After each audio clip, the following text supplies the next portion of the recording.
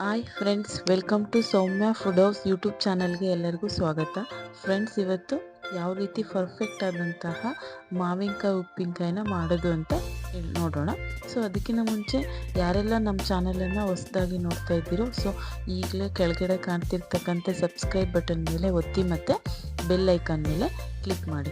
So friends, ಇದನ್ನು ನಾವು ಈ ಥರ ಮಾವಿನಕಾಯಿನ ನಾವು ಒಂದೆರಡು ದಿನಗಳ ಕಾಲ ಒಣಗಿಸ್ಬಿಟ್ಟು ಉಪ್ಪಿನಕಾಯಿನ ಹಾಕಿಡೋದ್ರಿಂದ ಇದೇನಾಗುತ್ತೆ ಅಂದರೆ ನಾವು ವರ್ಷಗಟ್ಟಲೆ ಇಟ್ಟು ಕೂಡ ಇದು ಕೆಡೋದಿಲ್ಲ. ಸೊ ನೀವು ಕೂಡ ಈ ಥರ ಮಾಡ್ಬೋದು. ಯಾವ ರೀತಿ ಮಾಡೋದು ಅಂತ ನೋಡೋಣ ಬನ್ನಿ.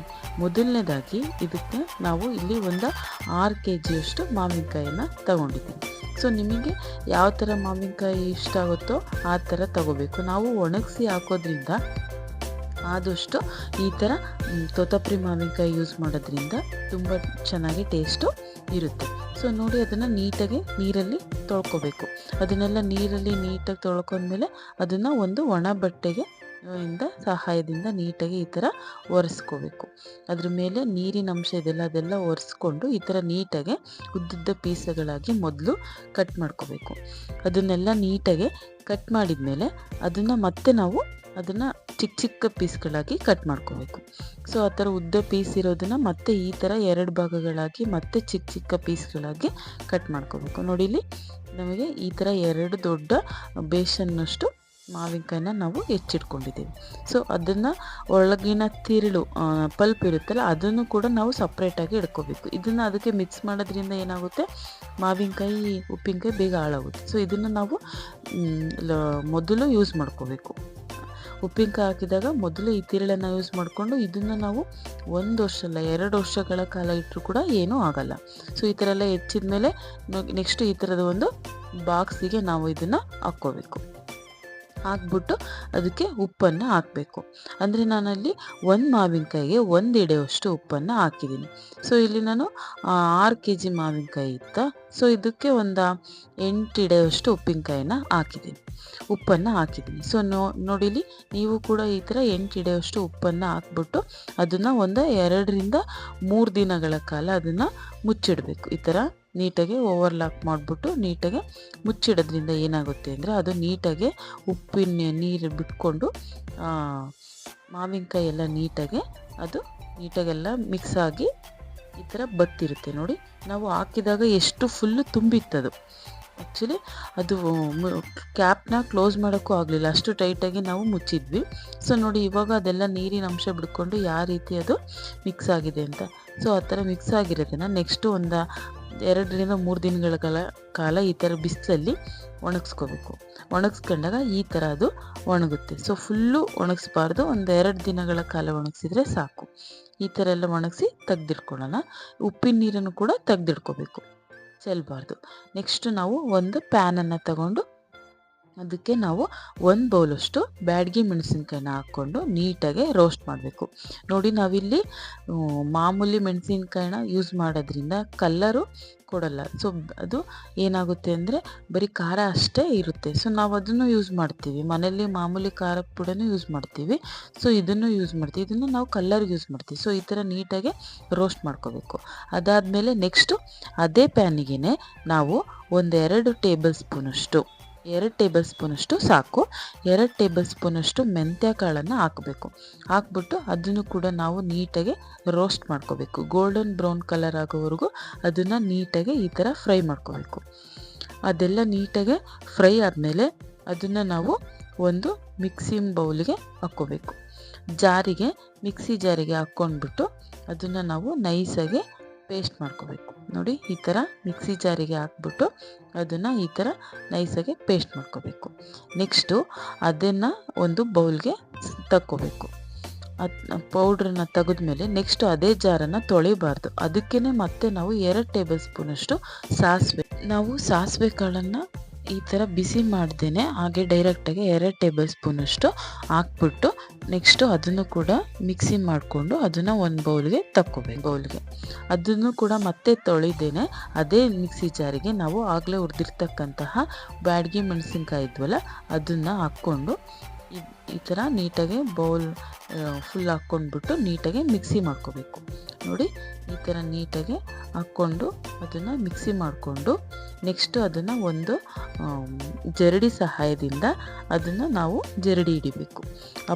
ಖಾರದ ಪುಡಿ ನೀಟಾಗಿ ಅದರೊಳಗಿರ್ತಕ್ಕಂತಹ ಬೀಜಗಳ ಎಲ್ಲ ಸಪ್ರೇಟಾಗಿ ಪುಡಿ ನಮಗೆ ನೈಸಾಗಿ ಸಿಗುತ್ತೆ, ಪೇಸ್ಟ್ ಥರ.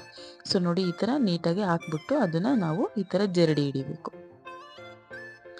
ಈ ಥರ ನಾವು ಖಾರದ ಪುಡಿನ ಬ್ಯಾಡಗಿ ಮೆಣಸಿನ್ಕಾಯಿದ್ದು ಆಲ್ರೆಡಿ ನಮ್ಮ ಮನೇಲಿ ಇದೆ ಅನ್ನೋರು ಅದನ್ನು ಡೈರೆಕ್ಟಾಗಿ ಹಾಕ್ಕೊಬೇಡು.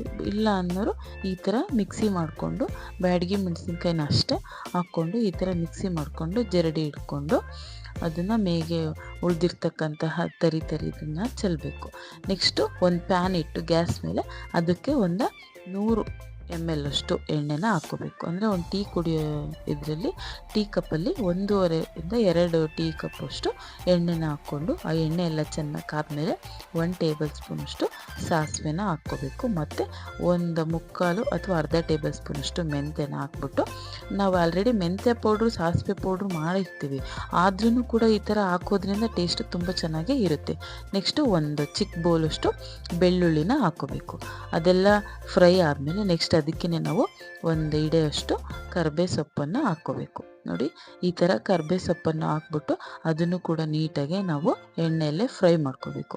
ಆ ಕರ್ಬೇ ಸೊಪ್ಪು ಬೆಳ್ಳುಳ್ಳಿ ಅದೆಲ್ಲ ನೀಟಾಗಿ ಎಣ್ಣೆಯಲ್ಲಿ ಈ ಥರ ಫ್ರೈ ಆದಮೇಲೆ 1-2 ಮೆಣಸಿನ್ಕಾಯಿನ ಹಾಕ್ಕೋಬೇಕು. ಅದು ನಿಮಗೆ ಆಪ್ಷನ್ಸ್, ಅದು ಬೇಕಿದ್ದರೆ ಹಾಕ್ಕೋಬಿಡು, ಬೇಡ ಅಂದರೆ ಸೊ ಜಸ್ಟ್ ಬೆಳ್ಳುಳ್ಳಿ ಮತ್ತು ಕರ್ಬೇ ಸೊಪ್ಪೆ ಸಾಕಾಗುತ್ತೆ. ಅದೆಲ್ಲ ನೀಟಾಗಿ ತಣ್ಣಗಾಗೋ ಥರ ತೆಗ್ದಿಡಬೇಕು. ಅದಾದಮೇಲೆ ನೆಕ್ಸ್ಟ್ ನಾವು ಈ ಕಡೆ ಮಾವಿನಕಾಯಿನ ಒಣಗಿಸಿ ಇಟ್ಕೊಂಡಿದ್ವಲ್ಲ ಆ ಬೇಸನ್ ಒಳಕ್ಕೆ ನಾವು ಮಾಡಿರ್ತಕ್ಕಂತಹ ಪುಡಿಗಳು, ಮೊದಲನೇದಾಗಿ ಮೆಂತ್ಯ ಪೌಡ್ರನ್ನು ಹಾಕ್ತಾಯಿದ್ದೀವಿ. ನೋಡಿ, ಮೆಂತ್ಯ ಪೌಡ್ರನ್ನು ಹಾಕಬೇಕು. ಅದಾದಮೇಲೆ ಮತ್ತೆ ಸಾಸಿವೆ ಪೌಡ್ರ್ ಮಾಡಿಟ್ಕೊಂಡಿದ್ವಲ್ಲ ಆ ಪೌಡ್ರನ್ನು ಕೂಡ ಹಾಕಬೇಕು.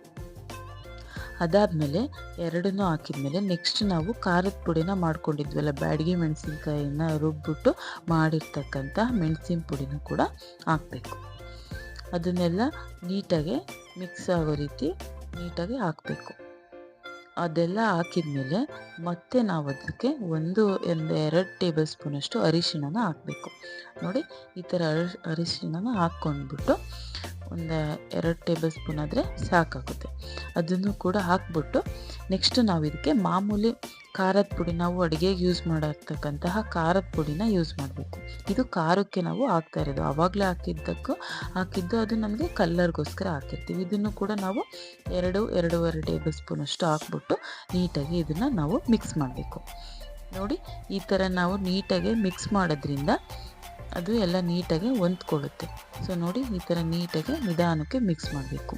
ಇವಾಗ ನಾವೇನು ಮಾಡಬೇಕು ಅಂದರೆ, ನಾವು ಆವಾಗಲೇ ಎಣ್ಣೆಯಲ್ಲಿ ಸಾಸಿವೆ, ಮೆಂತ್ಯ, ಕರ್ಬೇ ಸೊಪ್ಪು ಎಲ್ಲದನ್ನು ಹಾಕ್ಬಿಟ್ಟು ಫ್ರೈ ಮಾಡಿ ಅದನ್ನು ತಣ್ಣಗೆ ಆಗೋ ರೀತಿ ಇಟ್ಟಿದ್ವಲ್ಲ, ಸೊ ಆ ಮಿಶ್ರಣನೂ ಕೂಡ ಈ ಥರ ಎಲ್ಲ ನೀಟಾಗಿ ಮಿಕ್ಸ್ ಮಾಡಿದ್ಮೇಲೆ ಇವಾಗ ಇದಕ್ಕೆ ನಾವು ಅದನ್ನು ಆ್ಯಡ್ ಮಾಡಬೇಕು. ನೋಡಿ, ಈ ಥರ ಎಣ್ಣೆಯಲ್ಲಿ ನಾವೆಲ್ಲ ಕರೆದಿರ್ತಕ್ಕಂತಹ ಮಿಶ್ರಣನ ಇದಕ್ಕೆ ಹಾಕ್ಕೋಬೇಕು. ಇದನ್ನು ಕೂಡ ಹಾಕಿ ನೀಟಾಗಿ ಮಿಕ್ಸ್ ಮಾಡಬೇಕು. ಇದು ಹಾಕಿದಾಗ ಅನಿಸುತ್ತೆ ತುಂಬ ಆಯ್ತೇನೋ, ಬೆಳ್ಳುಳ್ಳಿ ಆಗಲಿ ಅಥವಾ ಕರ್ಬೇ ಸೊಪ್ಪಾಗಲಿ ಅನಿಸುತ್ತೆ. ಬಟ್ ಆದರೆ ಇದೆಲ್ಲ ಅದರ ಎಣ್ಣೆ ಉಪ್ಪಿನಕಾಯಿನಲ್ಲಿ ಏನಾಗುತ್ತೆ, ಇದೆಲ್ಲ ನೀಟಾಗಿ ಬತ್ತಿ ಹೋದಾಗ ನಮಗೆ ಇದೆಲ್ಲ ಗೊತ್ತೇ ಆಗಲ್ಲ, ಇಷ್ಟಕೊಂಡು ಹಾಕಿರೋ ಅಂಶಗಳು ಅದರಲ್ಲಿ ಏನು ನಮಗೆ ಸಿಗೋದೇ ಇಲ್ಲ. ಸೊ ನೋಡಿ, ನಾವು ಉಪ್ಪಿನ ನೀರನ್ನು ತೆಗ್ದಿಟ್ಕೋಬೇಕು. ನಾನು ಆವಾಗಲೇ ಹೇಳಿದ್ದೆ, ಮಾವಿನಕಾಯಿ ಬಸ್ಬಿಟ್ಟು ಒಣಗೋಕ್ಕೆ ಬಿಟ್ಟಿರ್ತೀವಲ್ಲ, ಆವಾಗ ಈ ಉಪ್ಪಿನ ನೀರನ್ನು ನಾವು ತೆಗ್ದಿಟ್ಕೊಂಡಿರ್ಬೇಕು. ಆ ಉಪ್ಪಿನ ನೀರನ್ನು ಇವಾಗ ನಾವು ಹಾಕಬೇಕು. ಅಷ್ಟನ್ನು ಹಾಕಬಾರ್ದು, ಆ ಕನ್ಸಿಸ್ಟೆನ್ಸಿ ನೋಡ್ಕೋಬೇಕು. ನಾನು ಇದರಲ್ಲಿ ಒಂದು ಅರ್ಧ ಭಾಗದಷ್ಟು ಉಪ್ಪಿನ ನೀರನ್ನು ಹಾಕ್ಕೊಂಡಿದ್ದೀನಿ. ಸೊ ನೀವು ಅಷ್ಟೇ, ಈ ಉಪ್ಪಿನ ನೀರನ್ನು ನಾವೆಲ್ಲ ಮಿಕ್ಸ್ ಮಾಡಿ ಕೊನೆಗೆ ನಮಗೆ ಇನ್ನೂ ಒಂದು ಸ್ವಲ್ಪ ಉಪ್ಪು ಬೇಕು ಅನ್ನಿಸ್ತಾ ಇದೆ ಅಂದಾಗ ನಾವು ಇನ್ನೂ ಒಂದು ಸ್ವಲ್ಪ ಅದೇ ಉಪ್ಪಿನ ನೀರನ್ನು ನಾವು ಯಾವಾಗ ಬೇಕಾದರೂ ಆ್ಯಡ್ ಮಾಡ್ಕೋಬೇಕು. ಸೊ ಅದಕ್ಕೆ ನಾವಿಲ್ಲಿ ಎಷ್ಟು ಬೇಕಾಗುತ್ತೋ ನೋಡಿಬಿಟ್ಟು ಸ್ವಲ್ಪ ಆಗಿ ಉಪ್ಪಿನ ನೀರನ್ನು ಒಂದು ಅರ್ಧ ಭಾಗದಷ್ಟು ನಾವು ಬಸ್ತಿಟ್ಕೊಂಡಿದ್ವಲ್ಲ ಉಪ್ಪಿನ ನೀರು, ಆ ಉಪ್ಪಿನ ನೀರನ್ನು ಹಾಕಿ ನೀಟಾಗಿ ಈ ಥರ ಮಿಕ್ಸ್ ಮಾಡ್ಕೋಬೇಕು. ಈ ಥರ ಎಲ್ಲ ನೀಟಾಗಿ ಮಿಕ್ಸ್ ಮಾಡಿದ್ಮೇಲೆ ನೆಕ್ಸ್ಟ್ ಇವಾಗ ನಾವು ಇದಕ್ಕೆ ಬರೀ ಖಾರದ ಅಂಶ ಆಯ್ತಲ್ಲ, ಸೊ ಸ್ವಲ್ಪ ಉಪ್ಪಿನಕಾಯಿ ಅಂದಮೇಲೆ ಸ್ವೀಟ್ ಅಂಶನೂ ಸ್ವಲ್ಪ ಗೊತ್ತಾಗಬೇಕು, ಇರಬೇಕು ಅದರಲ್ಲಿ. ಸೊ ಅದಕ್ಕೆ ನೆಕ್ಸ್ಟ್ ಏನು ಮಾಡಬೇಕು, ನಾವಿಷ್ಟು ಒಂದು ಉಂಡೆಯಷ್ಟು ಬೆಲ್ಲನ ತೊಗೊಂಡ್ಬಿಟ್ಟು ಅದು ನೀಟಾಗಿ ಜಜ್ಜಿ ಈ ಥರ ಒಂದು ಪಾತ್ರೆಗೆ ಹಾಕ್ಕೊಂಡ್ಬಿಟ್ಟು ಅದಕ್ಕೆ ಸ್ವಲ್ಪ ಒಂದು ಅರ್ಧ ಟೀ ಸ್ಪೂನಷ್ಟು ಟೀ ಲೋಟದಷ್ಟು ನೀರನ್ನು ಹಾಕ್ಬಿಟ್ಟು ಅದನ್ನು ನಾವು ಕರಗಿಸ್ಕೋಬೇಕು. ಇದನ್ನು ಪಾಕನೂ ಮಾಡಬಾರ್ದು, ಏನು ಮಾಡಬಾರ್ದು, ಜಸ್ಟ್ ಇದು ಕರಗಬೇಕಷ್ಟೆ. ನೋಡಿ ಈ ಥರ ನೀಟಾಗಿ ಕರಗಿಸ್ಕೋಬೇಕು. ನೋಡಿ ಈ ಸ್ಪೂನಿನ ಸಹಾಯದಿಂದ ನೋಡಿದಾಗ ಅದು ನೀರು ಥರನೂ ಆಗಿಲ್ಲ, ಪಾಕನೂ ಆಗಿಲ್ಲ, ಜಸ್ಟ್ ಅದು ಕರಗಿರೋ ಸಿರಪ್ ಥರ ಆಗಿದೆ. ಸೊ ಈ ಥರ ಕರಗಿಸ್ಬಿಟ್ಟು ಇದನ್ನು ಬಿಸಿ ಇದ್ದಾಗ ಹಾಕಬಾರ್ದು. ಸೊ ತಣ್ಣಗಾದ್ಮೇಲೆ ನಾವಿವಾಗ ಇದನ್ನು ಮಾವಿನಕಾಯಿನ ನೋಡಿ ಈ ಥರ ಅಂಟಿನ ರೀತಿ ಅದು ಪಾಕದ ರೀತಿ ಆಗಿರಬೇಕು. ಜಸ್ಟ್ ಅದು ಕರಗಿದ್ರೆ ಸಾಕು, ಯಾಕೆಂದರೆ ನಾವು ಈ ನೀರಿನ ಅಂಶ ಜಾಸ್ತಿ ಹಾಕಿಲ್ವಲ್ಲ, ಸೊ ಅದು ಕರಗಿದ್ರೇ ಇಷ್ಟ ಆಗುತ್ತೆ. ನಾವು ಅದನ್ನೇನು ಪಾಕ ಮಾಡಬೇಕು ಆ ಥರದ ಅವಶ್ಯಕತೆನೇ ಇಲ್ಲ. ಸೊ ನೋಡಿ ಈ ಥರ ನೀಟಾಗಿ ಹಾಕ್ಬಿಟ್ಟು ಮಿಕ್ಸ್ ಮಾಡಬೇಕು. ಈ ಥರ ಎಲ್ಲ ನೀಟಾಗಿ ಮಿಕ್ಸ್ ಮಾಡಿಬಿಟ್ಟು ಇದನ್ನು ನಾವು ಒಂದು 2 ದಿನಗಳ ಕಾಲ ಅದೇ ಥರ ಹೊರಗೆ ಬಿಡಬೇಕು. ಇದನ್ನು ಮತ್ತೆ ನಾವು ಫ್ರಿಜ್ಜಿನೊಳಗೆ ಇಡೋಂಗಿಲ್ಲ. ಸೊ ಈ ಥರ ನಾವು ಇದನ್ನು ಒಂದು 2 ದಿನಗಳ ಕಾಲ ನೀಟಾಗಿ ಮಿಕ್ಸ್ ಮಾಡಿ ಇದನ್ನು ನಾವು ತೆಗೆದಿಡಬೇಕು. ನೋಡಿ ಈಗ ಯಾವ ಥರ ನೀರಿನ ಅಂಶ ಥರ ಆಗಲಿ ಇದೆ. ಜಸ್ಟ್ ಈಗ 2 ದಿನ ಬಿಟ್ಟಾದ್ಮೇಲೆ ನೋಡ್ತಾ ಇದ್ದೀವಿ. ನೋಡಿ ಇವಾಗ ಯಾವ ಥರದ್ದು ಡ್ರೈ ಆಗಿದೆ ಅಂತ. ಸೊ ನಾವಿವಾಗ ಹಾಕ್ತಾ ಇರೋದು ಇದು ಸ್ವಲ್ಪ ಡ್ರೈ ಉಪ್ಪಿನಕಾಯಿ, ಯಾಕೆಂದರೆ ಒಣಗಿಸಿ ಹಾಕಿದಾಗ ಈ ಥರ ಡ್ರೈ ಥರನೇ ಇರುತ್ತೆ ಅದು. ಸೊ ಇದು ಅನ್ನದ ಜೊತೆಗೆ ತುಂಬ ಚೆನ್ನಾಗಿ ಟೇಸ್ಟು ಇರುತ್ತೆ. ಸೊ ನೋಡಿ ಇದನ್ನು ನಾವು 1 ಇಲ್ಲ 2 ವರ್ಷಗಳ ಕಾಲ ಇಡೋದ್ರಿಂದನೂ ಕೂಡ ಇದು ಯಾವುದೇ ರೀತಿಯಾಗಿ ಹಾಳಾಗಲ್ಲ. ಸೊ ನಾವು ಇದಕ್ಕೆ ಸ್ವಲ್ಪನೂ ಎಲ್ಲೂ ನೀರು ಕೂಡ ಮಿಕ್ಸ್ ಮಾಡಿಲ್ಲ. ನೀವು ಕೂಡ ಇದೇ ಥರ ನಿಮ್ಮ ಮನೆಯಲ್ಲಿ ಟ್ರೈ ಮಾಡಿ ನೋಡಿ. ಈ ಥರ ಒಂದು 2 ದಿನಗಳ ಕಾಲ ಈ ಥರ ಬಿಟ್ಟ ಮೇಲೆ ಈ ಥರ ನೀಟಾಗಿ ತೆಗೆದು ಮಿಕ್ಸ್ ಮಾಡಿದರೆ ನೋಡಿ ಎಷ್ಟು ಚೆನ್ನಾಗಿ ಅದು ಮಿಕ್ಸ್ ಆಗಿ ಹತ್ಕೊಂಡಿದೆ ಮಾವಿನಕಾಯಿಗೆ ಉಪ್ಪು ಖಾರದ ಅಂಶ. ನೆಕ್ಸ್ಟ್ ಈ ಥರ ಒಂದು ಜಾರನ್ನು ತಗೋಬೇಕು. ಜಾರಿಯನ್ನು ತಗೊಂಡ್ಬಿಟ್ಟು ಅದಕ್ಕೆ ಈ ನಾವು ಮಾಡಿರ್ತಕ್ಕಂಥ ಉಪ್ಪಿನಕಾಯಿ ಇದೆಯಲ್ಲ ಅದನ್ನು ಹಾಕ್ಕೋಬೇಕು. ಈ ಥರ ಜಾರಿಲ್ಲ ಅಂದ್ರೂ ಕೂಡ ನೀವು ಊಜಿ, ಅದಕ್ಕೆ ಏನಂತಾರೆ ಊಜಿ ಅಂತಾರೆ. ಸೊ ಈ ಥರ ಊಜಿಗೆ ನೀವು ಹಾಕ್ಕೋಬೇಕು. ಇಲ್ಲಪ್ಪ ನಮ್ಮ ಮನೇಲಿ ಇದು ಅಂದರೆ ನೀವು ಪ್ಲಾಸ್ಟಿಕ್ ಬಾಕ್ಸಲ್ಲೇ ಕೂಡ ಹಾಕಿ ಇಡ್ಬೋದು. ಸೊ ಯಾರಿಗೆಲ್ಲ ಈ ರೆಸಿಪಿ ಇಷ್ಟ ಆಯಿತು, ಸೊ ಪ್ಲೀಸ್ ನೀವು ಕೂಡ ನಿಮ್ಮ ಮನೆಯಲ್ಲಿ ಇದನ್ನು ಟ್ರೈ ಮಾಡಿ, ತುಂಬ ಚೆನ್ನಾಗಿ ಟೇಸ್ಟು ಇರುತ್ತೆ. ಹಾಗೆ ನೀವು ನಮ್ಮ ಚಾನಲನ್ನು ಸಬ್ಸ್ಕ್ರೈಬ್ ಆಗೋದನ್ನು ಮರಿಬೇಡಿ. ಮತ್ತು ಯಾರಿಗೆಲ್ಲ ಇನ್ನೂ ಹೊಸದಾಗಿ ಈ ಥರ ರೆಸಿಪೀಸ್ ಬೇಕು, ಸೊ ಪ್ಲೀಸ್ ಲೈಕ್ ಮಾಡಿ. Thank you for watching.